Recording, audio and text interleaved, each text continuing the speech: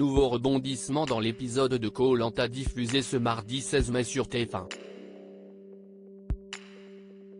Esteban a gagné le duel face à Clémence mais s'est incliné face à Tania.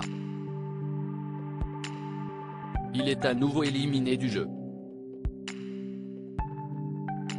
Candidat controversé quant à ses performances, il revient sur son aventure pour Télé Loisirs. Esteban fait le bilan de son aventure Koh-Lanta après un épisode où il a combattu dans 2 duels, en remportant le premier face à Clémence et en s'inclinant dans le second face à Tania.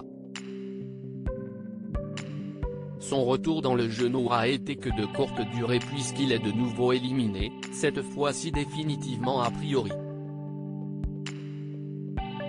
Le candidat spécialiste de l'hypnose se livre sur ses meilleurs et ses pires souvenirs pour Télé Loisirs. Esteban éliminé de Koh-Lanta 2023, je peux vite m'énerver Télé Loisirs, avez-vous pensé que vous pourriez battre Clémence en duel, victorieuse de 2 épreuves individuelles? Esteban, bien sûr que je pensais pouvoir la battre. Tant qu'on est debout et qu'on respire, tout est possible. Ce qui est marrant, c'est que la roue tourne. Et comme elle a tenu des propos un peu méchants par rapport à moi, le karma a bien fait les choses. Comment expliquez-vous cette rapidité alors que vous dites que la logique n'est pas votre fort? Pour le coup, je suis allé hyper vite, c'est vrai, j'étais concentré, et je pensais beaucoup à mes enfants. J'ai fait abstraction de tout ce qu'il y avait autour de moi et je me suis dit, go, j'ai une chance de pouvoir réussir.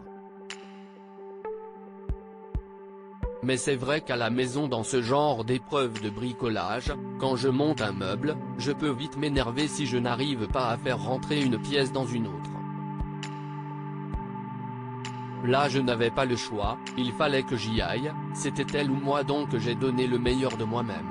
Est-ce que ce duel gagné représente votre meilleur moment sur Koh-Lanta?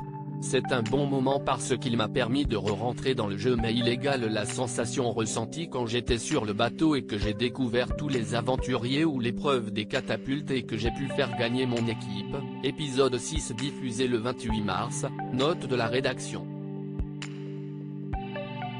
J'ai dédié cette victoire à mes enfants. C'est peut-être même ce dernier moment qui est le meilleur moment pour moi.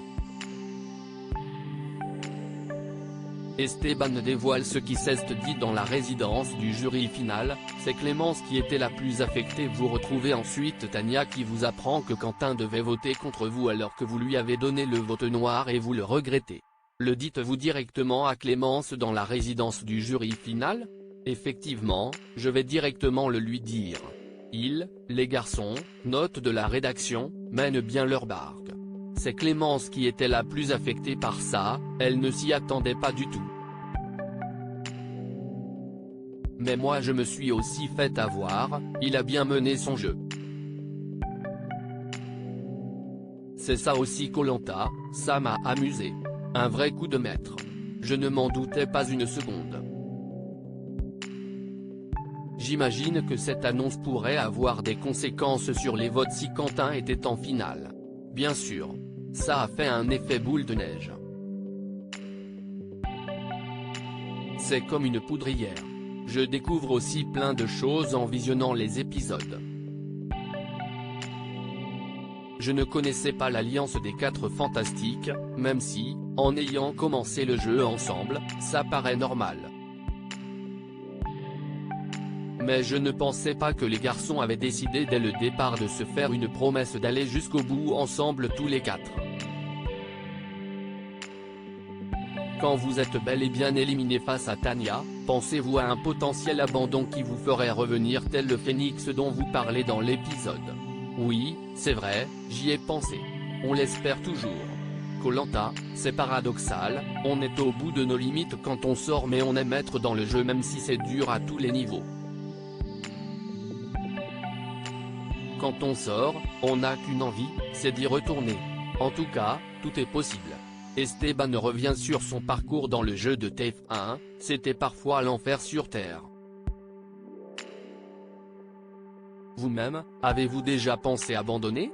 Non mais c'était parfois l'enfer sur terre et je me demandais ce que je faisais là. On ne se rend pas compte à la télé de ce que l'on peut endurer entre les conditions climatiques, les fringues mouillées.